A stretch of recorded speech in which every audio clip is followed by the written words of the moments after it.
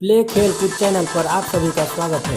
शारीरिक शिक्षा से जुड़ी जानकारी प्राप्त करने के बाद वीडियो को लाइक, सब्सक्राइब के साथ बेल आइकन को जरूर दबाएं। अधिक जानकारी के लिए इस चैनल से जुड़ें एवं लोगों को जोड़ें। प्राचीन ओलंपिक खेल, एंशिएंट ओलंपिक गेम। खेलों के इतिहास में ओलंपिक खेलों का अति विशिष्ट स्थान है। यह विश्व की सबसे बड़ी खेल प्रतियोगिता है।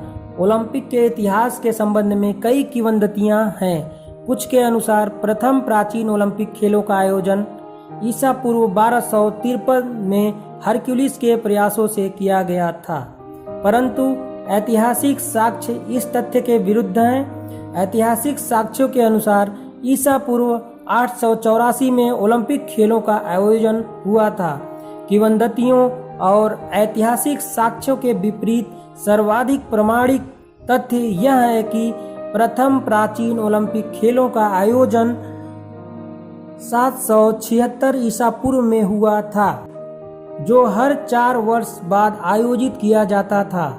यूनान वासी खेलों को बहुत प्यार करते थे और इन्हें अपने धर्म का ही एक अंग मानते थे। पुरातन यूनान के पेलोपोनेस के उत्तर पश्चिम में एलिस नाम के नगर राज्य में एक मनोरम पवित्र घाटी में ओलंपिया था। इस स्थान के नाम पर ही इस महान खेल उत्सव का नाम ओलंपिक पड़ा। ओलंपिक खेल केवल पुरुष और लड़कों के लिए ही होते थे और इन नियमों का कड़ाई से पालन किया जाता था। इसके परिणाम स्वरूप खेलों के प्रति उच्च नैतिक दृष्टिकोण अपनाया जाता था। खेलों का शुभारंभ ओलंपिक शपथ से होता था। खिलाड़ी और निर्णायक जीएस की मूर्ति के सामने शपथ लेते थे। खिलाड़ी शपथ लेते थे कि वे खेल नियमों का पालन करेंगे। निर्णायक निष्पक्ष रहने की शपथ लेते थे और सब अपनी व्यक्तिगत सफलता और खेलों की सफलता के लिए प्रार्थनाएं करते थे। खेलों की पूरी अवधि में जीएस की वेदी पर एक पवित्र मशाल जलती रहती थी।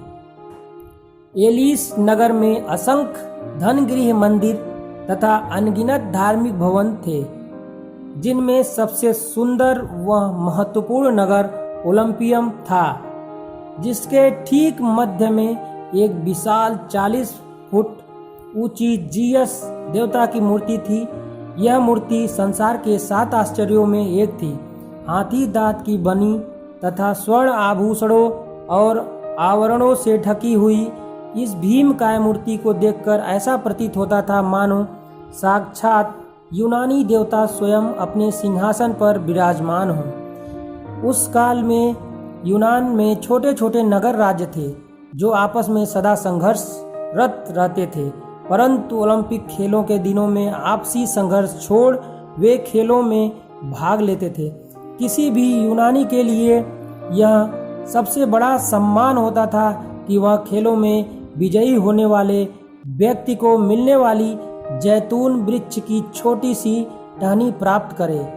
सामान्य लोगों के साथ साथ राजा भी प्रतियोगिता में हिस्सा लेते थे और रोम के सम्राटों ने 37 से 68 ईस्वी तक ओलंपिक प्रतियोगिताओं में विजय सम्मान प्राप्त करने का प्रयास किया था। विजेता अपने देश के वीर नायक बन जाते थे। गायक उनकी प्रशंसा में गीत गाते थे और मूर्तिकार उनकी शक्ति एवं सुंदरता को संगमरमर में साकार कर देते थे। यूनान के अलौकिक जीवन का मुख्य उद्देश्य मानसिक तथा शारीरिक पक्षों में एक सारता बनाए रखना था। ओलंपिक खेलों में विजयी रहना उस समय एक बहुत बड़ा आदर माना जाता था, जिसे प्राप्त करना हर नागरिक का प्रमुख उद्देश्य था। यहाँ तक कि प्लेटो जैसे महान विद्वान ने भी मल्ल युद्ध प्रतियोगिता में पुरस्कार प्राप्त किया था। शारीरिक सौंदर्य तथा युद्ध के लिए तैयार ओलंपिक के पीछे छिपे हुए उद्देश्य थे। 394 ईस्वी में यूनान पर रोम का अधिकार होते ही इन खेलों में गतिरोध उत्पन्न हो गया।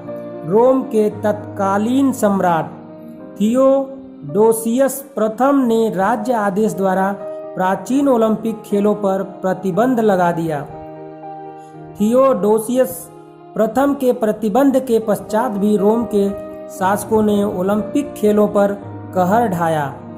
426 ईस्वी में थियोडोसियस द्वितीय ने ओलंपिक स्टेडियम को ही ध्वस्त करने का आदेश जारी किया।